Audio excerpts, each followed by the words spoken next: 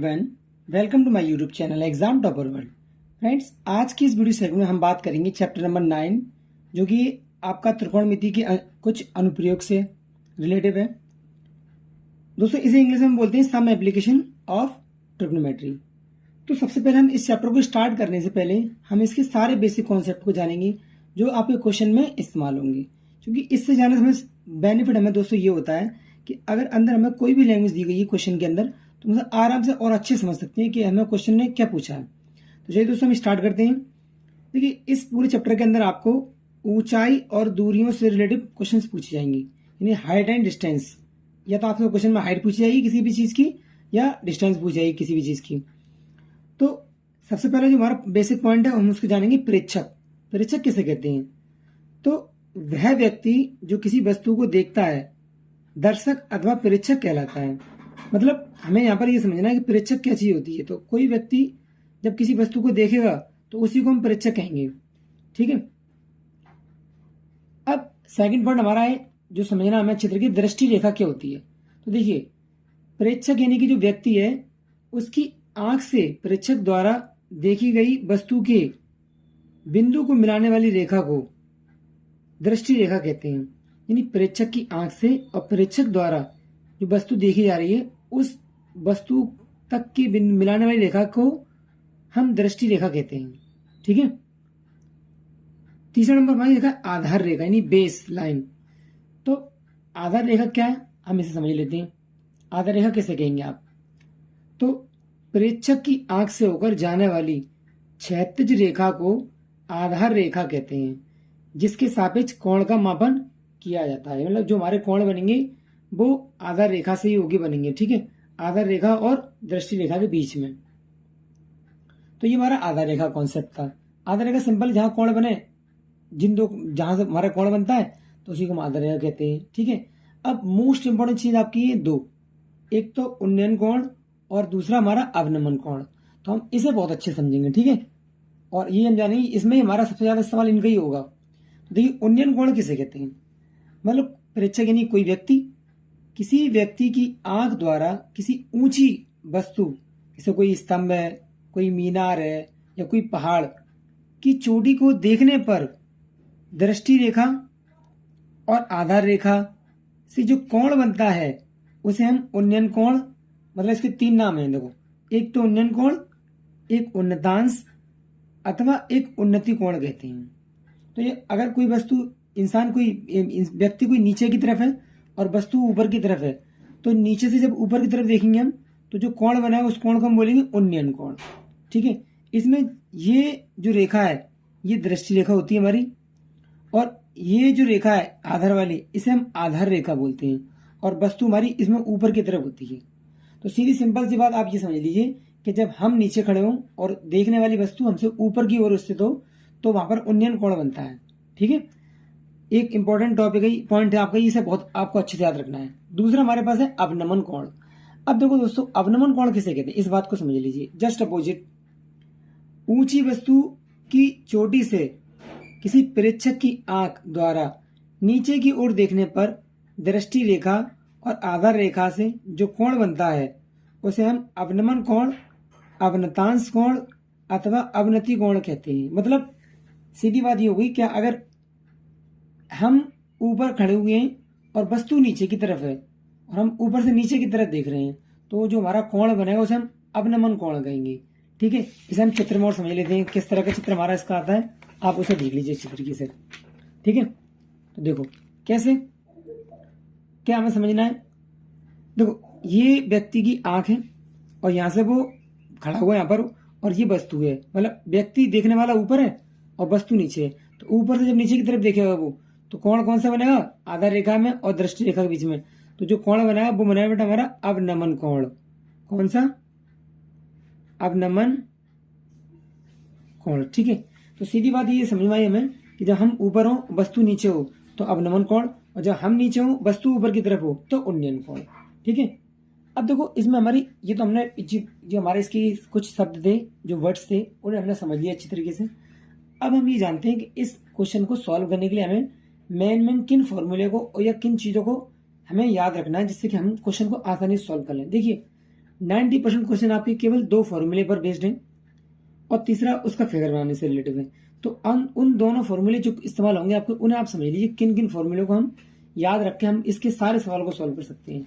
देखिए, हम जानते हैं इस चैप्टर में ऊंचाई और दूरी निकालते हैं। ऊंचाई और दूरी पर आधारित प्रश्नों को हल करने के लिए महत्वपूर्ण सूत्र। देखो, एक सूत्र हमारे पास, उस सूत्र तो हमारे इसमें कई सारे हैं, सूत्र को याद करने की एक ट्रिक बनाई छोटी सी, तो इसे आप याद रखिए। क्या है? लाल बट्टे कक्का। तो लाल की एल से लंब, ए से आधार, और फिर ए से एल से लंब, और के से कड़, और फिर के से कड़, और ए से फिर आधार। तो साइन की जो साइन थीटा है उसका हमारा फॉर्मूला क्या बनेगा? लंब बटे कड़। कॉस का क्या बनेगा? आधार बटे कड़। टेन का क्या बनेगा? लंब बटे आधार। ठीक है। ऐसे अगर हम कोसेक की बात करें तो नीचे के हमारा, तो कड़ बटे लंब। सेक की बात करें तो कड़ बटे आधार, और कॉट की बात करेंगे तो कॉट थीटा बराबर क्या होता है? आधार बटे लंब। तो ये याद रखने की ट्रिक है हमारे पास। ठीक है। और फॉर्मूले हमारे ये लिखेंगे, साइन थीटा बराबर क्या होता है? लंब बटे कड़। ये आपको याद कर लेना अच्छी तरीके से। अगर आप क्वेश्चन को जल्दी और आसानी से सॉल्व करना चाहें तो आप इन फॉर्मूलों को याद कर लीजिए अच्छी तरीके से। कॉस थीटा बराबर आधार बटे कड़, टेन थीटा बराबर लंब बटे आधार, और कोसेक थीटा बराबर कड़ बटे लंब, और सेक थीटा बराबर कड़ बटे आधार, ऐसे कॉट थीटा बराबर आधार बटे लंब। तो ये हमारे 6 फॉर्मूले हैं जो आपको अच्छे तरीके से याद रखनी है। इनके हमारे फॉर्मूले का हमारे क्वेश्चन में इस्तेमाल होगा आगे। अब दूसरा हमारे पास एक टेबल है जो आपने चैप्टर नंबर 8 में ही पढ़ रखी है, तो हमें इस टेबल को भी याद रखना है, क्योंकि हमें इसमें इस्तेमाल करेंगे हम इस टेबल की वैल्यूज का। सबसे ज्यादा जो इस्तेमाल होगा वो आपका टेन इस्तेमाल होगा, टेन और साइन। ठीक है। तो वैसे तो आपको सब याद रखने हैं, आप किसी से भी हल कर सकते हो क्वेश्चन को। तो देखिए, तो ये आप पहले ही पढ़ चुके हैं, तो फिर हम एक बार फिर समझा देते हैं आपको कि साइन में जीरो की वैल्यू, साइन जीरो की वैल्यू क्या होती है? जीरो। साइन 30 की वैल्यू 1/2, और साइन 45 की वैल्यू 1/√2, साइन 60 की वैल्यू √3/2, और साइन 90 की वैल्यू 1। ठीक है। इसी तरह से अगर हम आगे देखें तो कॉस जीरो की वैल्यू क्या होती है? 1। कॉस 30 की वैल्यू क्या होती है? √3/2, कॉस 45 की 1/√2, और कॉस 60 की 1/2, कॉस 90 की 0। ठीक है। टेन जीरो की वैल्यू 0, टेन 30 की वैल्यू 1/√3, टेन 45 की वैल्यू 1, और टेन 60 की √3, और टेन 90 की वैल्यू इनफाइनाइट यानी अनंत।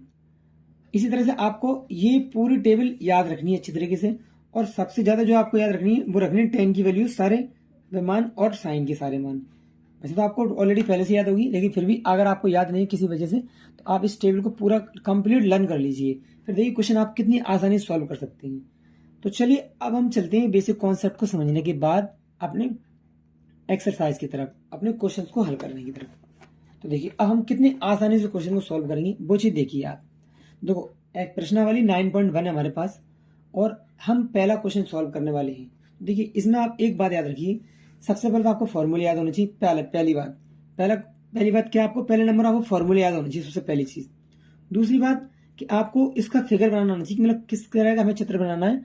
आप लैंग्वेज को ढंग से पढ़िए अच्छी तरीके से, और फिर उसका आप चित्र बनाइए। जैसे कि एक मीनार की ऊंचाई 20 मीटर की है, तो देखो एक काम करो, सबसे पहले एक मीनार बना लो। ये हमने एक मीनार बना ली, और हमने इसे नाम दे दिया AB। ठीक है। और जो इसकी ऊंचाई है मीनार की वो कितनी है? क्वेश्चन के अकॉर्डिंग 20 मीटर। ठीक है। पहली बात हमारी क्लियर हो गई। आगे कह रहा है जमीन पर बनने वाली इसकी छाया की लंबाई। अब ये मीनार छाया नीचे की तरफ बनेगी इस तरीके से।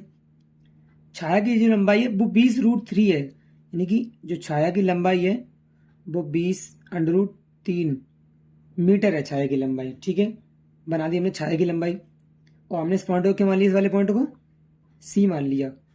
अब सूर्य का उन्नयन कोण ज्ञात कीजिए, मतलब सूर्य का कोण यानी यहां से और इस मीनार की चोटी तक बताया था हमने। उन्नयन कोण किसे कहते हैं? नीचे से ऊपर की तरफ देखें, तो हमें ये कोण निकालना है कि कोण हमारे पास क्या होगा। ठीक है। हमें इस कोण को ज्ञात करना है, कोण को निकालना है। देखिए सीधी सी बात है, आप ये देखिए, ये क्या है हमारे पास? लंब, और ये हमारे पास क्या है? आधार। तो लंब बटे आधार हमारा किस में आता है? टेन में। हमने पीछे भी सिखाया भी थोड़ी देर पहले। तो हम यहाँ पर क्या करेंगे? यहाँ पर हम मानेंगे टेन थीटा बराबर, हम जानते हैं टेन थीटा बराबर क्या हमारे पास, लंब बटे में आधार, ठीक है, लंब बटे आधार फॉर्मूला हमारे पास। तो टेन थीटा का मान तो थीटा ही है, लंब की वैल्यू कितनी है 20, तो हम यहाँ के लिख लेंगे 20, और आधार की वैल्यू बच्चों कितनी है 20√3, तो यहाँ हम क्या लिख लेंगे 20√3। अब एक काम करिए आप 20 से 20 को डिवाइड कर दीजिए, 20 एकम 20, तो ऊपर कितना आया 1 और नीचे कितना आया √3, तो टेन थीटा बराबर क्या निकला हमारे पास 1/√3। अब यहाँ पर आप एक बात अच्छी समझिए, हमें थीटा तो निकालना है, कोण निकालना है हमें। तो देखिए आप ये देखिए 10 में 1/√3 किसकी वैल्यू होती है, आपको टेबल हमने याद कराई है, तो वो वैल्यू हमारी किसकी होती है, 10 में √3 वैल्यू होती है 10 30 की। तो 10 थीटा बराबर 10 30 डिग्री, ठीक है। यहाँ से हमारा क्या है, यहाँ से हम 10 से 10 हटा देते हैं और हमारी थीटा की वैल्यू निकलेगी वो कितनी निकली 30 डिग्री। तो इसका मतलब ये हुआ कि जो कोण था सूर्य का उन्नयन कोण हमारे पास था वो 30 डिग्री था। ये हमारे क्वेश्चन का क्या हो जाएगा आंसर, ठीक है। आप इस बात को अच्छे समझ लिए, हम यहाँ पर एकदम बिल्कुल बेसिक कॉन्सेप्ट को सीखते हुए अच्छी तरह से हर एक क्वेश्चन को सॉल्व करने वाले हैं। और अगर आपको वीडियो पसंद आई तो आप वीडियो को ज़्यादा से लोगों के साथ शेयर करिए, और चैनल को अब तक आपने सब्सक्राइब नहीं किया तो चैनल को सब्सक्राइब करिए, ठीक है। तो फ्रेंड्स हम चलते हैं नेक्स्ट क्वेश्चन की तरफ। और अगर आपने अभी तक फॉर्मूले और आपने टेबल याद नहीं किए तो प्लीज़ आप सबसे पहले फॉर्मूले और टेबल को याद कर लीजिए, फिर देखिए आपको क्वेश्चन कितने आसान लगते हैं और आप बोर्ड में कितने अच्छे मार्क्स लेकर आते हैं इस चैप्टर से, ठीक है। तो चलिए देखो दोस्तों, हम सबसे पहले जानते हैं चैप्टर नंबर हमारा क्वेश्चन जो सेकंड है हम उसे देख लेते हैं। देखो क्या दिया है, सर्कस का एक कलाकार एक 20 मीटर दूरी पर चढ़ रहा है, ठीक है, जो अच्छी तरह से तनी हुई है और भूमि पर सीधे लगे खंबे के शिखर से बनी हुई है। तो देखो पहले तो एक काम करो, एक खंबा बना लो। तो हमने सबसे पहले एक काम किया, एक खंबा बनाया हमने, ठीक है। ये हमारे पास एक खंबा था, हमने मान लिया खंबा हमारे पास ये, और नाम दिया हमने से ए और बी, ठीक है। और इस खंबे से हमने इसके ऊपरी सिरे से और जमीन के इस वाले हिस्से तक, मान लो ये नीचे वाला हमारा निचला हिस्सा है, और यहां तक हमने एक डोरी बांध दी इस तरीके से। क्वेश्चन हमसे बोला है, कह रहा है एक अच्छी तरह से तनी हुई डोरी बंधी है, ठीक है, बांध ली हमने डोरी। अब वो ये कह रहा है कि जो डोरी की लंबाई है वो 20 मीटर की डोरी है, इस पर सर्कस का कलाकार चढ़ रहा है, ठीक है। यहां तक उम्मीद है कोई दिक्कत नहीं हुई आप लोगों को। अब यदि भूमि स्तर के साथ डोर द्वारा बनाया गया कोण 30 डिग्री है, अब देखो इसमें कोण क्या दिया गया है, कितना है जो कि 30 डिग्री। तो खंबे की ऊंचाई ज्ञात कीजिए। तो एक काम करो, ये हमने ए बी लंबाई मानी है, इसे आप सी मान लीजिए, और हम यहाँ पर क्या करें, इसकी जो हाइट है उसे आप एच मान लीजिए। क्या मान लीजिए एच, ठीक है। तो अब आप एक चीज देखिए, हम यहाँ पर जानते हैं, यहाँ पर हम क्या लिखेंगे हल करने के लिए से, माना खंबे की ऊंचाई बराबर एच, माना खंबे की जो ऊंचाई है बराबर एच मीटर हमने मान लिया, ठीक है। हमने खंबे की ऊंचाई मान ली अपने पास से एच मीटर है। अब आप एक चीज देखें, ये हमारे पास क्या है बेटा, कड़ की लंबाई है, और ये हमारे पास क्या है लंब की लंबाई है। तो हम एक बात को अच्छे से जानते हैं, कड़ और लंब हमें किस में मिलता है, कड़ और लंब हमें मिलता है किसमें, हमें मिलता है ये साइन में, साइन थीटा और लंब बटे कड़। तो हम यहाँ पर साइन का इस्तेमाल करके अपने इस खंबे की ऊंचाई को निकाल लेंगे। कैसे, देखिए साइन थीटा बराबर जो फॉर्मूला है वो लंब बटे कड़, ओके। अब आप देखिए थीटा की वैल्यू यानी कोण कितना है 30, तो रख दीजिए इसकी यहाँ पर साइन 30 बराबर लंब कितना हमारे पास, लंब हमारे पास है एच, और कड़ हमारे पास कितना है, कड़ हमारे पास 20, इतना ही तो हमारे पास। अब आप जानते हैं साइन 30 की वैल्यू, तो साइन 30 का जो मान होता है आपके पास वो होता है कितना 1/2। तो यहाँ साइन 30 का मान लगा दीजिए आप 1/2 बराबर एच अपॉन 20। तो देखो हमें वैल्यू निकालनी है किसकी, हम तो एच की वैल्यू निकालनी है, तो 20 बन जाए 20 का आप मल्टीप्लाई कर दें एक में, 20 एकम 20 और बट्टे में कितना अपने पास 2, इससे हमारी वैल्यू किसकी मिलेगी हमें एच की। तो 2 से काट दो, से 2 से काटेंगे कितने बार, ये 10 बार कट गया। तो जो एच की वैल्यू निकली नहीं हाइट निकली खंबे की ऊंचाई निकली वो कितनी निकली, 10 मीटर की। तो ये हमारे क्वेश्चन का क्या हो गया स्टूडेंट, ये हमारे क्वेश्चन का आंसर हो गया। यानी कि जो खंबे की ऊंचाई है, हाइट है, वो 10 मीटर की होगी। ठीक है, तो इस तरह से हमने 2 क्वेश्चन और इस चैप्टर का सारा बेसिक कॉन्सेप्ट हमने आज की इस वीडियो में कवर कर लिया है। अब अगली जो वीडियो हम लेकर आएंगे उसमें हम इस प्रश्नावली 9.1 के आगे के सवालों को डिस्कस करेंगे। आपको अगर वीडियो पसंद आ रही है फ्रेंड्स तो प्लीज़ चैनल को सब्सक्राइब जरूर करें, क्योंकि वीडियो को बनाने में काफ़ी मेहनत लगती है और मैं पूरी कोशिश ये करता हूँ कि आपको आपके लिए अच्छा से अच्छा कंटेंट बना सकूँ, जिससे कि आपकी एग्जाम में बहुत ज़्यादा हेल्प हो और आप अपने पेपर में अच्छे से अच्छे नंबर ला सकें। तो इसलिए आप वीडियो को ज़्यादा से लोगों के साथ शेयर करें और चैनल को सब्सक्राइब नहीं किया तो चैनल को सब्सक्राइब करें। ठीक है, हम देखते हैं क्वेश्चन नंबर 3। तो दोस्तों हमें क्या दिया गया है, भूमि से 60 मीटर की ऊंचाई पर एक पतंग उड़ रही है। आपको यहाँ पर एक बात को अच्छे समझना है कि जो क्वेश्चन बोले हम उसके हिसाब से काम करेंगे। तो हमें क्वेश्चन ने क्या दिया है, भूमि से 60 मीटर की ऊंचाई पर एक पतंग उड़ रही है। तो माना हमने कि ये हमारे पास क्या है, यहाँ पर एक पतंग उड़ रही है इस पॉइंट पर आकर, और यहाँ से ऊंचाई कितनी है हमारे पास, 60 मीटर की। ओके, ये 60 मीटर की ऊंचाई यहाँ तक पूरी। तो हमने यहाँ तक इतनी बात समझ ली। आगे क्या बोला है क्वेश्चन ने, आगे देखिए, आगे क्वेश्चन ने बोला हमसे, पतंग में लगी डोरी को अस्थायी रूप से भूमि के एक बिंदु से बांध दिया गया है। तो पतंग में लगी एक डोरी, मान लीजिए ये एक डोरी है जो पतंग में लगी है, ठीक है, और इसे अस्थायी रूप से इस बिंदु पर बांध दिया गया है। आगे, भूमि के साथ डोरी का झुकाव 60 डिग्री है, यह मानकर कि डोरी में कोई ढील नहीं है, डोरी की लंबाई ज्ञात कीजिए। अब देखो, इस डोरी में क्या है, कोई ढील नहीं है और इसका जो कोण बनना है वो कितना बनना है, 60 डिग्री का। तो हमें इस डोरी की लंबाई को निकालना है। ठीक है, तो आप एक काम करिए, इसे पॉइंट ए, इसे बी और इसे पॉइंट सी मान लीजिए आप। ठीक है, हम यहाँ पर एक काम कर सकते हैं, यहाँ पर क्या काम करें आप, अब आप इसमें एक काम करिए, आप इसे क्या मान लीजिए, आप इसे एक्स मान लें, डोरी की लंबाई को आपने क्या मान लिया, एक्स मान लिया। अब हम जानते हैं हमें लंब दिया है और आधार दिया है, तो हम फॉर्मूले से जानते हैं लंब और आधार हमारे टेन में आता है।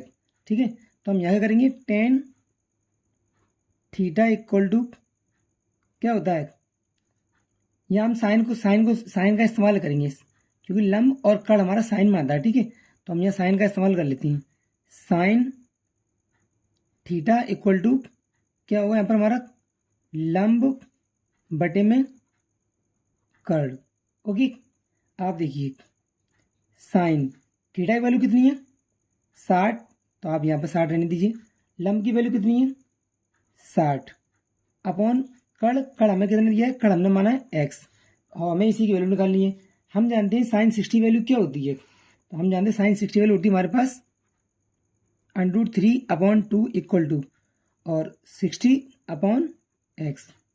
यहाँ पर आपको क्या करना है, आपको एक्स की वैल्यू फाइंड करनी है, तो आप एक्स को दे लीजिए और इसे मल्टीप्लाई में कर दीजिए, तो संख्या पलट के आएगी देख साइड में। ठीक है, तो एक्स बराबर क्या हो जाएगा फ्रेंड्स, 60 इंटू 2 और अपॉन में √3। ठीक है, अब हम देखो यहाँ पर हमें वैल्यू को निकालना है, एक्स की वैल्यू को, हमें एक्स मतलब हाइट निकालनी है, इसकी लंबाई निकालनी है, इस डोरी की क्या लंबाई थी। देखो यहाँ पर हम एक काम करते हैं, यहाँ पर ये हमारे पास 60 है, आप इसे एक काम करिए 3 इंटू 20 इंटू 2, इसे आप इस तरह से फैक्टर में तोड़ लीजिए। ठीक है, क्यों, क्योंकि हम जब √3 का डिवाइड 3 से डिवाइड करेंगे, इससे इसे काटेंगे, तो हमारे पास क्या है, 20 दूनी 40 और √3 ऊपर आएगा, और ये हमारी क्या होगी इसकी लंबाई। तो जो एक्स की वैल्यू होगी क्या, 40√3 मीटर। जो हमारे पास पतंग की डोरी की लंबाई थी वो एक्स बराबर 40√3 मीटर निकल के आएगी। ठीक है, अब ये अपना क्वेश्चन नंबर 3 कंप्लीट हो गया। अब हम चलते हैं क्वेश्चन नंबर 4 की तरफ। तो देखिए क्वेश्चन नंबर 4 में क्या दिया गया, एक सर्कस कलाकार एक ऊर्ध्वाधर खंबे के शिखर से भूमि तक अच्छी तरह से तनी हुई एक रस्सी पर चढ़ रहा है। देखिए लगभग क्वेश्चन हमारा ये भी ऐसे ही है। आप इसमें एक काम करिए, आप सबसे पहले इसमें इसका एक चित्र बना लीजिए। कैसे बनाएंगे चित्र को, तो देखो हमें क्वेश्चन दिया गया है, एक सर्कस कलाकार एक ऊर्ध्वाधर खंबे के शिखर से भूमि तक अच्छी तरह तनी हुई एक रस्सी पर चल रहा है। यदि रस्सी द्वारा भूमि स्तर के साथ बनाया हुआ कोण 30 डिग्री का है तथा खंबे के पाद से भूमि स्तर पर बनी रस्सी के बीच की दूरी 12 मीटर है, तो कलाकार द्वारा खंबे के शिखर तक चढ़ने में तय की गई दूरी ज्ञात कीजिए।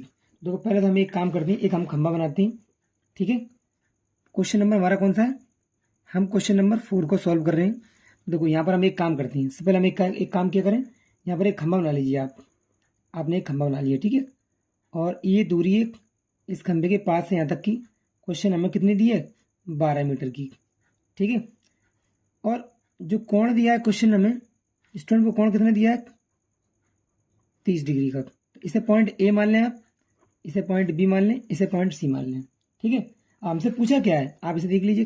पूछा हमसे तो कलाकार द्वारा खंभे के शिखर तक चढ़ने में तय की गई दूरी ज्ञात कीजिए। तो अब आप एक चीज़ देखें, हमें कोण तो दिया हुआ है और रस्सी पर कलाकार चढ़ रहा है, तो हमें इसे क्या मान लो आप, इसे आप मान लीजिए एक्स, ठीक है। तो हमें इसकी वैल्यू निकालनी है, हमें कर्ण फाइंड करना है। तो आप देखें एक तरीके से, अब हम जानते हैं हमें आधार और कर्ण का साथ दिएगा, हम इसे किस तरीके से सॉल्व कर सकते हैं, तो आप बताइए आधार और कर्ण किस में आते हैं।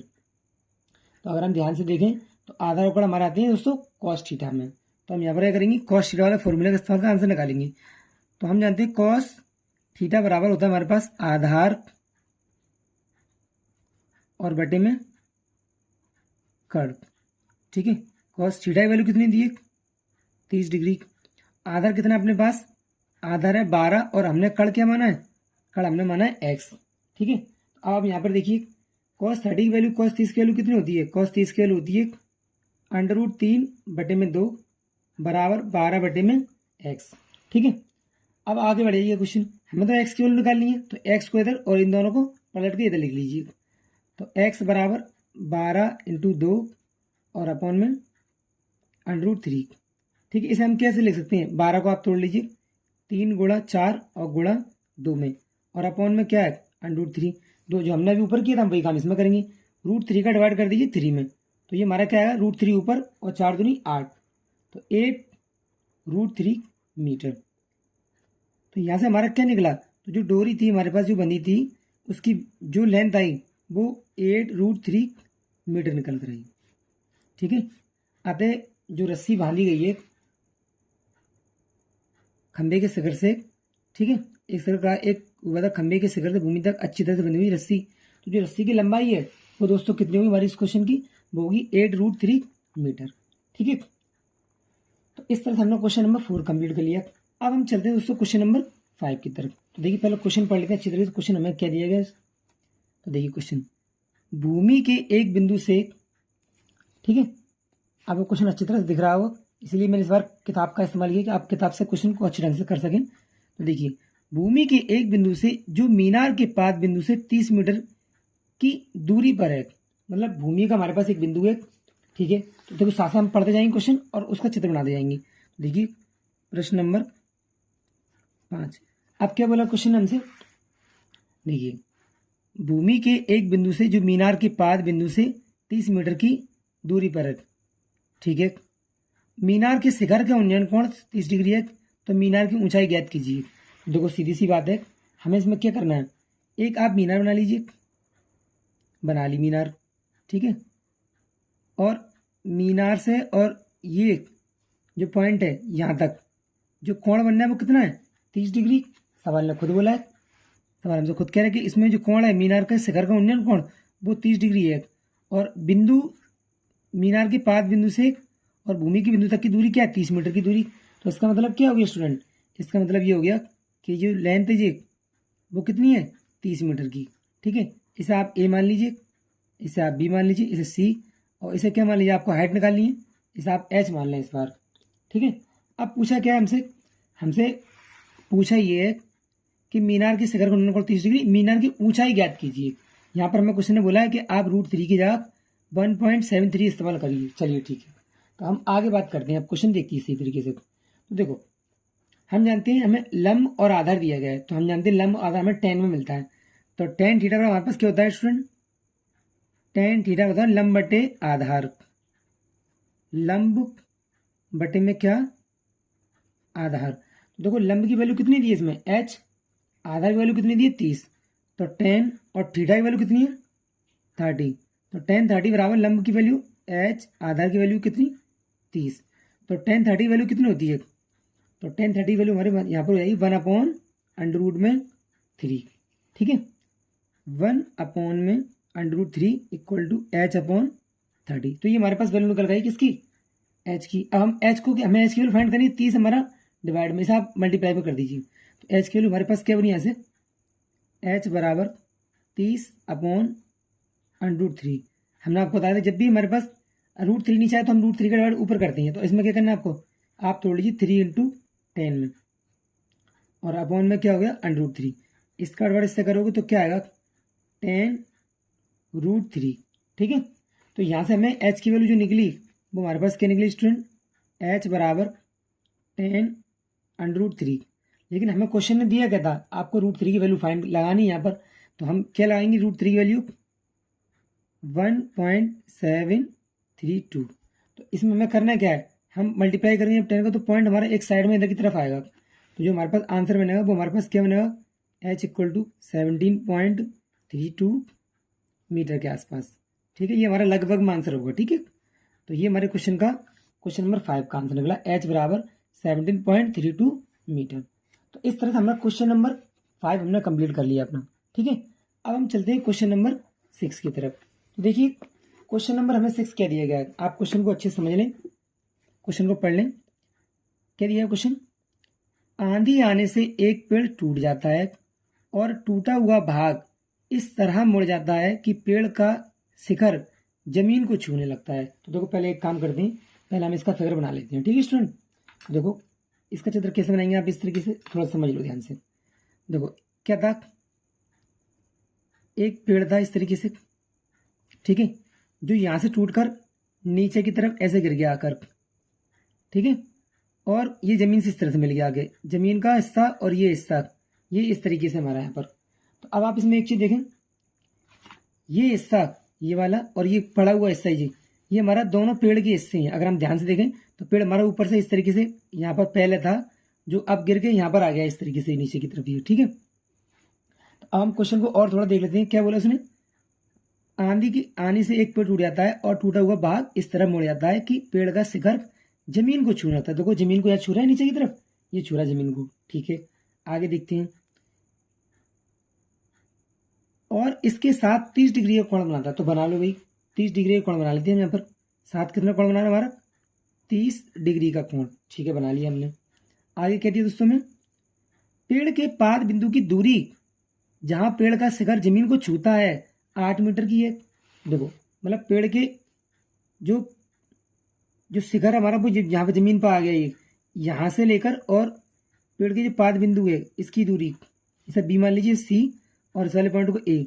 तो जो दूरी हमारे पास वो कितनी है, 8 मीटर की दूरी दी गई है। ठीक है, इस चित्र को आप ध्यान समझें। देखो आप एक बात अच्छे समझ लें, ट्रिग्नोमेट्री के अंदर जो चैप्टर आपका ये हाइट एंड डिस्टेंस वाला है, इसमें सिंपल सी बात आपको ये, केवल अगर आपने फिगर को अच्छे से बना लिया तो एक भी क्वेश्चन आपका नहीं बचेगा, आप सारे क्वेश्चन बड़ी आसानी से सॉल्व कर लेंगे। ठीक है, तो मेन काम आपको फिगर का ही है। आप एक काम करिए, आपको क्वेश्चन में दिया गया है, क्वेश्चन ये कह रहा है कि पेड़ की ऊंचाई ज्ञात कीजिए। तो देखो इस बात को आप अच्छे समझ लीजिए कि पेड़ हमारा ये हिस्सा हमने क्या माना, इसे हमने एच मान लिया, और इसे हमने क्या मान लिया, यहाँ से तक हमने इसे एक्स मान लिया। तो आप पहले इस बात को अच्छे समझ लें कि ये लंबाई और ये लंबाई, ये दोनों हमारे पेड़ की लंबाई है, क्योंकि पेड़ हमारा यहाँ से टूट के नीचे की तरफ आया है। तो आप क्वेश्चन को बहुत अच्छे समझना और ध्यान देना क्वेश्चन पर। ठीक है, तो हम पहले बात कर दी, हमारा क्वेश्चन नंबर कौन सा है, ये क्वेश्चन नंबर हमारे पास 6 है। ठीक है, तो देखिए हम जानते हैं ये मैंने लंबा दिया, ये मैं आधा दिया, तो हम 10 की हेल्प से इसमें हाइट की वैल्यू पता कर सकते हैं। तो क्या है हमारे पास, देखिए हम जानते हैं 10 थीटा बराबर लंब बटे में क्या, आधार। तो 10 30। अब लंब की वैल्यू कितनी है इसमें, h, आधार की वैल्यू कितनी कितनी है इसमें 8। अब 10 30 की वैल्यू होती है हमारे पास कितनी, 1/√3 और h अपॉन 8। तो यहाँ से हमें h की वैल्यू फाइंड करनी है, आप h की वैल्यू फाइंड कर लीजिए। तो h बराबर हमारे पास निकला 8 बन जाए 8, 8 एकम 8 और अपॉन में √3। तो हमें h की वैल्यू मिल गई। इसे आप चाहो तो एक क्वेश्चन बन मान लो, कोई दिक्कत नहीं है, नहीं मानेंगे तब भी। तो हमने यहाँ से h की वैल्यू फाइंड कर ली, 8/√3 निकल का है। ठीक है, अब हम आगे बढ़ते हैं क्वेश्चन। देखो अब आप एक काम करिए, अब आप इन दोनों को ले लीजिए, जैसे आप x की वैल्यू फाइंड कर लीजिए। ठीक है, तो हम यहाँ पर क्या जानते हैं, देख लीजिए पुनः, हम जानते हैं ये हमें कलर दिया है, ये हमें आधार दिया है।